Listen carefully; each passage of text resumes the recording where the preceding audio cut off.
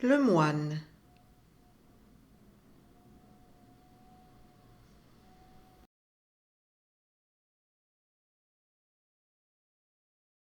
Première partie du livre, cinquième partie du chapitre 2. À dater de cet instant, vous devîntes l'idole de mon cœur, l'objet incessant de mes méditations. Je pris des informations sur vous, les récits qu'on me fit de votre genre de vie, de votre savoir, de votre piété, de votre abnégation, rivèrent les chaînes dont m'avait chargé votre éloquence. Je sentais qu'il n'existait plus désormais de vide dans mon cœur, que j'avais enfin trouvé l'homme que je cherchais. Dans l'espérance de vous entendre encore, chaque jour, je visitais la cathédrale. Vous restiez renfermé dans les murs du couvent, et toujours je me retirais triste et désappointé. La nuit m'était plus propice, car alors vous m'apparaissiez dans mes rêves. Vous me juriez une éternelle amitié.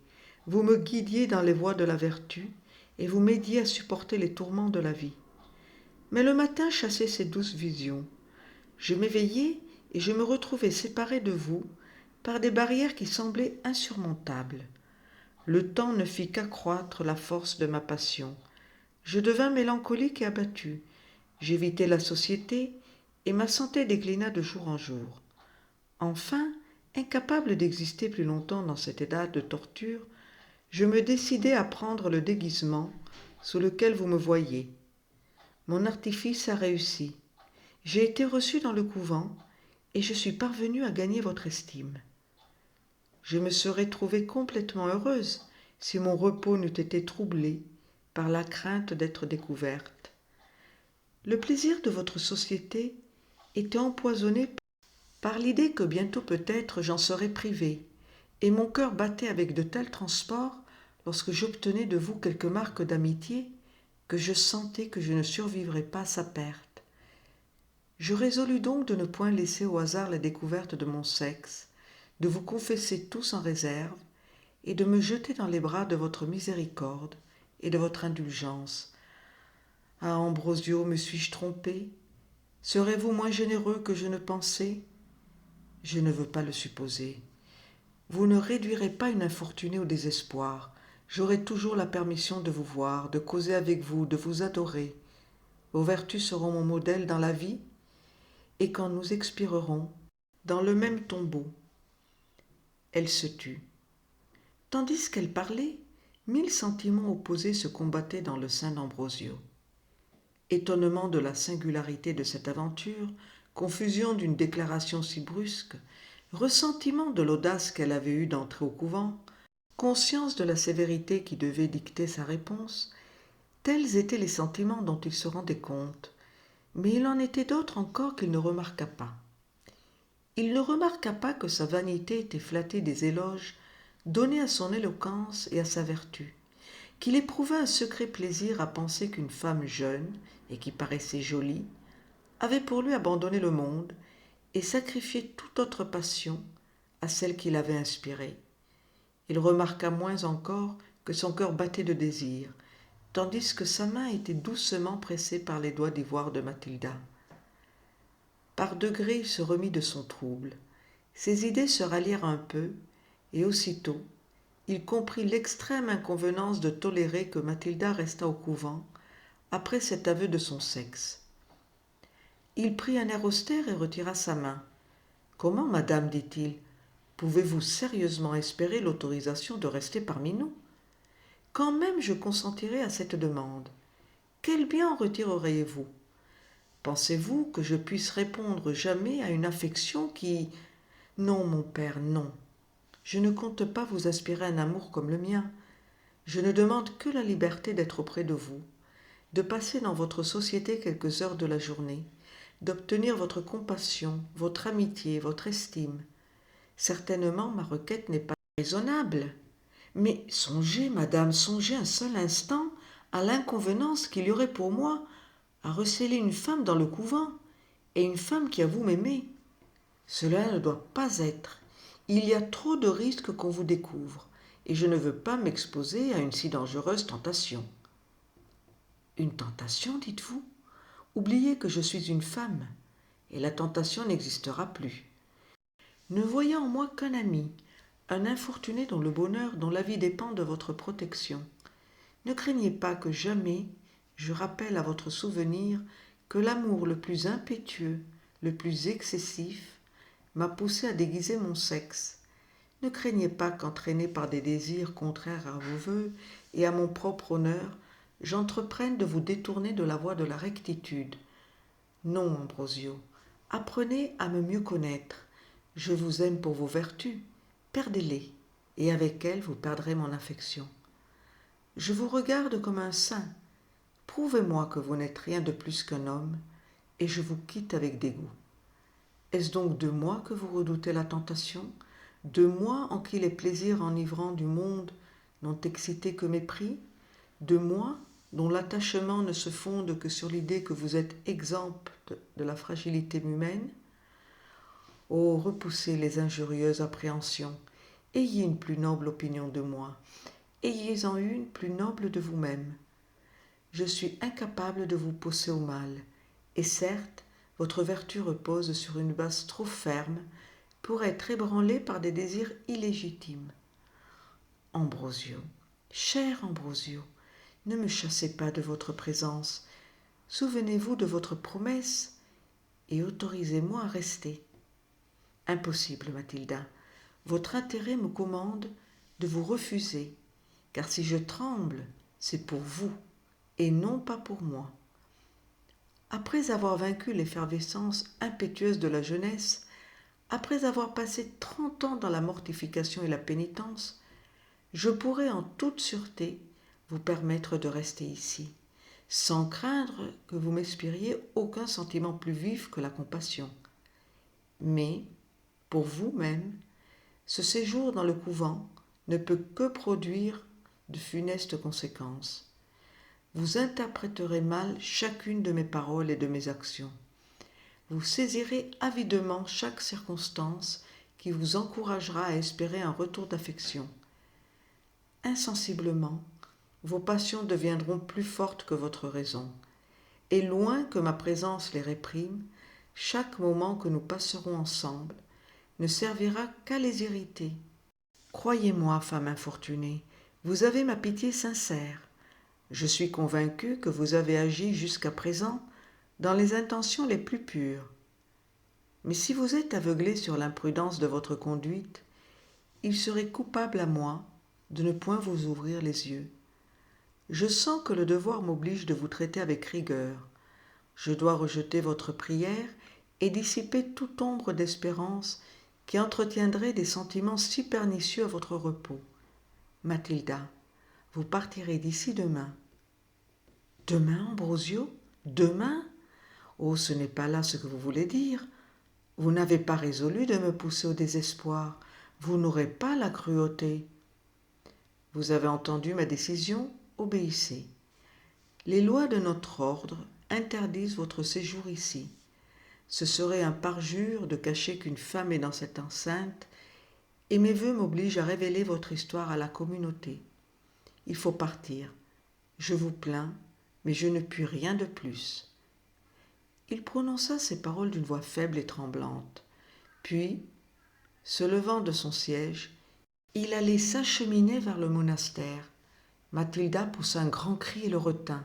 « Arrêtez un seul moment, Ambrosio. Écoutez un seul mot. » « Je n'ose pas. Laissez-moi. Vous connaissez ma détermination. Mais un seul mot, rien qu'un seul, et ce sera fait. Laissez-moi. Vos prières sont vaines. Il faudra partir demain. Allez donc, barbare, mais cette ressource me reste. » Aussitôt, elle tira un poignard.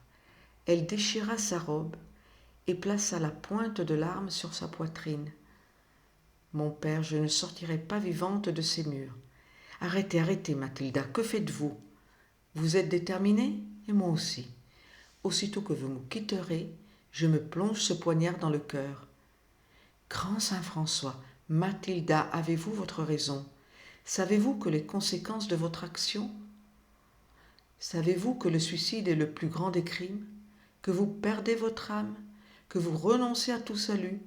Que vous vous préparez des tourments éternels? Peu m'importe, répliqua-t-elle avec véhémence, ou votre main me guidera au paradis, ou la mienne va me vouer à l'enfer.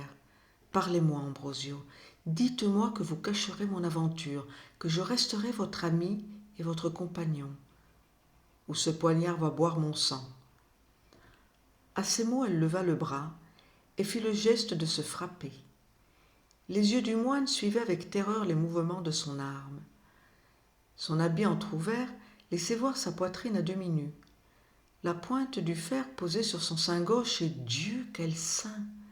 Les rayons de la lune qui l'éclairaient en plein permettaient au prieur d'en observer la blancheur éblouissante. Son œil se promena avec une avidité insatiable sur le globe charmant. Une sensation jusqu'alors inconnue remplit son cœur d'un mélange d'anxiété et de volupté. Un feu dévorant courut dans tous ses membres, le sang bouillait dans ses veines, et 1000 désirs effrénés emportaient son imagination. « Arrêtez !» cria-t-il d'une voix défaillante, « je ne résiste plus. Restez donc, enchanteresse, restez pour ma destruction. » Il dit, et, quittant la place, il s'élança vers le monastère. Il regagna sa cellule et se jeta sur sa couche, la tête perdue, incapable d'agir et de penser. Il fut quelque temps sans pouvoir mettre de l'ordre dans ses idées. La scène où il venait de figurer avait éveillé dans son âme tant de sentiments divers qu'il était hors d'état de décider lequel prédominait. Il était incertain sur la conduite qu'il devait tenir avec l'ennemi de son repos. Sa conscience lui disait que la prudence, la religion et les convenances lui imposaient l'obligation de la renvoyer du couvent. Mais, d'un autre côté, des raisons si puissantes la retenaient qu'il n'était que trop porté à consentir qu'elle restât. Il ne pouvait s'empêcher d'être flatté de la déclaration de Mathilda et de la pensée que, sans le vouloir, il avait triomphé d'un cœur qui avait résisté aux attaques des plus nobles cavaliers de l'Espagne. La manière dont il avait gagné cette affection était aussi très satisfaisante pour sa vanité. Il se rappelait toutes les heures si heureuses qu'il avait passées dans la société de Rosario, et il craignait pour son cœur le vide que cette séparation y laisserait.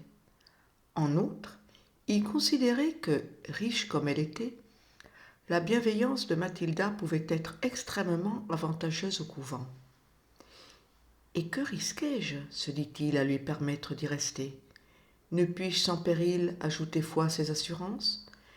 Ne me sera-t-il pas facile d'oublier son sexe et de continuer à ne voir en elle que mon ami et mon élève? Certainement, son amour est aussi pur qu'elle le dépeint. S'il avait pris sa source dans les désirs des sens, l'aurait-elle si longtemps renfermé dans son sein? N'aurait-elle pas employé quelque moyen de le satisfaire? Elle a fait tout le contraire. Elle s'est efforcée de me cacher son sexe. Et c'est la crainte d'être découverte, ce sont mes instances qui seules lui ont arraché son secret. Elle a accompagné ses devoirs de religion aussi strictement que moi. Elle n'a fait aucune tentative pour exciter mes passions endormies. Et jamais avant ce soir, l'amour n'a été le sujet de ses entretiens avec moi. Si elle avait désiré obtenir mon affection et non mon estime, elle ne m'aurait pas scellé si soigneusement ses charmes. Maintenant même, je n'ai point encore vu son visage. Et certes, ce visage doit être charmant, comme tout le reste de sa personne, à en juger d'après ce que j'ai vu. Cette dernière idée, en traversant son imagination, répandit la rougeur sur sa joue. Alarmé des sentiments auxquels il s'abandonnait, il eut recours à la prière. Il se leva de son lit, s'agenouilla devant sa belle Madone et la supplia de l'aider à étouffer ses coupables émotions. Puis il se recoucha et s'endormit. Il se réveilla brûlant et fatigué. Durant son sommeil, son imagination enflammée ne lui avait présenté que les objets les plus voluptueux. Dans son rêve, Mathilda était devant lui. Il revoyait sa gorge nue. Elle lui répétait ses protestations d'amour éternel. Elle lui entourait le cou de ses bras et le couvait de ses baisers. il les rendait. Il la serrait passionnément sur sa poitrine et la vision s'évanouissait. Parfois son rêve lui offrait l'image de sa Madone favorite, et il se figurait être à genoux devant elle. Il lui adressait des vœux, et les yeux du portrait semblaient luire avec une douceur inexprimable. Il pressait ses lèvres contre celles de la Madone, et il les trouvait chaudes. La figure s'animait, sortait de la toile, l'embrassait tendrement, et ses sens étaient incapables de supporter une volupté si exquise. Telles étaient les scènes qui occupèrent ses pensées pendant son sommeil. Ses désirs non satisfaits suscitaient devant lui les images les plus lascives et les plus excitantes, et il se ruait dans des joies qui jusqu'alors lui avaient été inconnues. Il se leva à bas de son lit, plein de confusion au souvenir de ses songes. Il n'était guère moins honteux lorsqu'il réfléchissait aux raisons qui, le soir précédent, l'avaient engagé à permettre que Mathilda demeurât. Le nuage qui avait obscurci son jugement venait de se dissiper. Il frémit quand il vit ses arguments dans leur vrai jour, et qu'il reconnut avoir été l'esclave de la flatterie, de la convoitise et de l'amour-propre.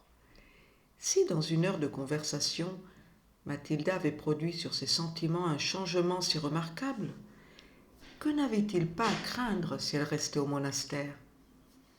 Frappé du danger qu'il courait et sorti du rêve de sa confiance, il résolut d'insister sur le départ immédiat de Mathilda.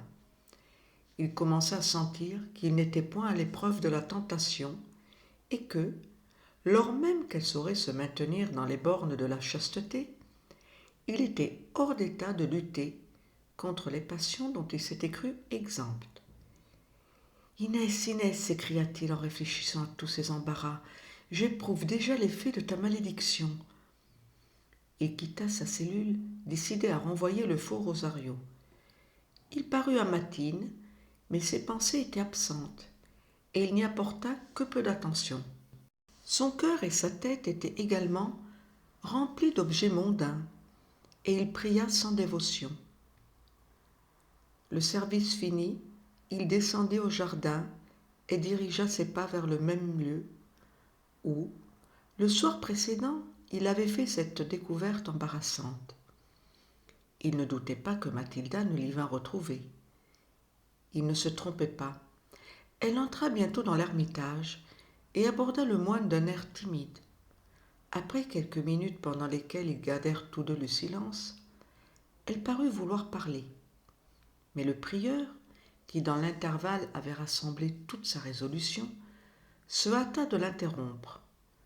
Sans bien en connaître le degré d'influence, il craignait la mélodieuse séduction de cette voix. « Asseyez-vous près de moi, Mathilda, dit-il, prenant un air de fermeté qu'il évita avec soin de mélanger d'aucune rigueur. Écoutez-moi patiemment et croyez que dans ce que je vais vous dire, je suis plutôt guidé par votre intérêt que par le mien. Croyez que je ressens pour vous la plus tendre amitié, la plus sincère compassion, et que vous ne pouvez pas éprouver un chagrin plus vif que celui que j'ai à vous déclarer, que nous ne devons plus nous revoir. » « Ambrosio, cria-t-elle d'une voix qui exprimait à la fois la surprise et la douleur. « Calmez-vous, mon ami, mon Rosario. Laissez-moi vous appeler encore de ce nom qui m'est si cher. Notre séparation est inévitable. Je rougis d'avouer à quel point elle m'affecte, mais elle doit avoir lieu. Je me sens incapable de vous traiter avec indifférence, et cette conviction même m'oblige d'insister sur votre départ. Mathilda, vous ne devez pas rester ici plus longtemps. Oh, cherchez maintenant la bonne foi. Dégoûtée d'un monde perfide, dans quelle heureuse région la vérité se cache-t-elle? Mon père, j'espérais qu'elle résidait ici. Je croyais que votre sein était son sanctuaire favori. Et vous aussi, vous êtes perfide. Ô Dieu, et vous aussi, vous pouvez me trahir. Mathilda. Oui, mon père, oui. Mes reproches sont justes. Oh, sont vos promesses. Mon noviciat n'est pas expiré, et pourtant vous voulez me forcer de quitter le couvent. Aurez-vous le cœur de me chasser, et ne m'avez-vous pas juré solennellement le contraire? Je ne veux pas vous forcer de quitter le couvent. Je vous ai juré solennellement le contraire. Mais quand j'implore votre générosité, quand je vous montre les embarras où me jette votre présence, ne me délirez-vous pas de ce serment? Songez au danger d'être découverte, à l'opprobre où me plongerait un tel événement. Songez que mon honneur et ma réputation sont en jeu, et que la paix de mon âme dépend de votre consentement. Jusqu'ici, mon cœur est libre. Je me séparerai de vous avec regret, mais non avec désespoir. Restez, et peu de semaines suffiront pour sacrifier mon bonheur à vos charmes. Vous êtes trop attrayante, trop séduisante. Je vous aimerai, je vous adorerai. Mon sein deviendrait la proie des désirs que l'honneur et ma profession m'interdisent d'écouter. Si je leur résistais, l'impétuosité de ces désirs non assouvis m'entraînerait à la folie. Si je cédais à la tentation, j'immolerais à un instant de plaisir criminel ma réputation dans ce monde et mon salut dans l'autre. C'est vous vers qui j'accours pour me défendre contre moi-même. Empêchez-moi de perdre le prix de 30 années de souffrance. Empêchez-moi de devenir la victime du remords. Votre cœur a déjà éprouvé l'angoisse d'un amour sans espoir. Oh, si réellement je vous suis chère, épargnez au mien cette angoisse. Rendez-moi ma promesse, fuyez ces murs, partez, et vous emporterez mes plus ferventes prières pour votre bonheur, mon amitié, mon estime et mon admiration. Restez, et vous devenez pour moi la source du danger, des souffrances, du désespoir. Répondez-moi, Mathilda, quelle est votre décision? Elle se taisait. Ne parlerez-vous pas, Mathilda? Ne me direz-vous pas quel est votre choix? Cruel, cruel, s'écria-t-elle en se tordant les mains de douleur. Vous savez trop bien que vous ne me laissez pas le choix. Vous savez trop bien que je n'ai pas d'autre volonté que la vôtre. Je ne m'étais pas trompée. La générosité de Mathilda égale mon attente. Oui, je prouverai la sincérité de ma tendresse en me soumettant à un arrêt qui me déchire le cœur. Reprenez votre parole. Je quitterai le monastère aujourd'hui même. J'ai une parente qui est supérieure d'un couvent dans l'Estramadure. C'est près d'elle que j'irai et que je me séparerai du monde pour toujours. Mais dites-moi, mon père, vos vœux me suivront-ils dans ma solitude? Ne distrairez-vous pas quelquefois votre attention des objets célestes pour m'accorder une pensée? Ah, Mathilda, j'ai peur de ne penser que trop souvent à vous pour mon repos. Je n'ai donc plus rien à désirer, si ce n'est de nous retrouver ensemble dans le ciel. Adieu, mon ami, mon Ambrosio. Et pourtant, ce serait une consolation pour moi d'emporter quelques gages de votre affection. Que vous donnerais-je? La moindre chose, peu importe, une de ces fleurs suffira. Elle désignait un buisson de roses planté à la porte de la grotte. Je la cacherai dans mon sein, et quand je serai morte, les nonnes la trouveront séchée sur mon cœur. Le moine était hors d'état de répondre. D'un pas lent et l'âme accablée d'affliction, il sortit de l'ermitage. Il s'approcha du buisson et s'y arrêta pour cueillir une rose. Soudain, il poussa un cri perçant, revint précipitamment sur ses pas et laissa tomber de sa main la fleur qu'il tenait déjà. Mathilda, qui l'avait entendu, vola à lui avec empressement.